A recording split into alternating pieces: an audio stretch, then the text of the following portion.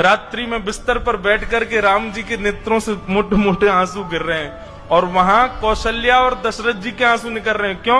बोले सोनी ना दे रो लाला। रात में राम जी अपने कक्ष में सोते हैं, लेकिन ठाकुर जी तो नंद बाबा यशोदा मैया के बीच में सो में। अब जबरदस्ती कौशल्या मैया और दशरथ जी के बीच में सो गए ठाकुर जी।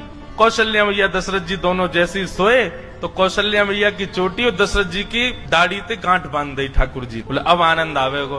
थोड़ी देर में दशरथ जी उठे तो यहाँ कौशल्या जी की चोटी खींचे, दशरथ जी की दाढ़ी खींचे और ठाकुर जी ताली बजा में आनंद आ गयो, आनंद आ गयो, आनंद आ गयो। कौशल्या मैया भूली, बोले ये राम तो नहीं कर सकते। तभी बैठा करके दीर्घ गंभीरता से जैसे ही ठाकुर जी के मुख की ओर देखा तो कभी इधर नेत्र घुमाते हैं, कभी इधर नेत्र घुमाते हैं, कभी नीचे देखते हैं, कभी कहीं देखते हैं। अचानक से कौशल्या मैया ने कह करके पुकारा कृष्ण। जैसे ही कृष्ण कहा तुरंत ठाकुर जी बोले हाँ मैया। बोले ओहो ये तो अदला बदली हो गई है।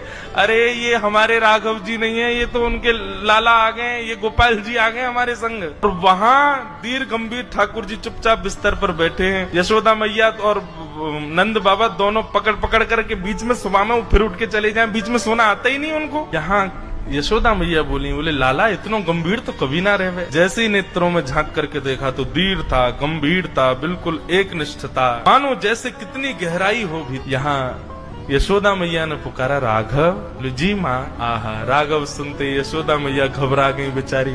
बोले बालक ने या कितनो गेरो, कितनो पटक दियो बेचारे, कितनो रोयो होगो। अरे हम तो बदल गए, पता ही नहीं चली कि लाला दोनों बदल गए।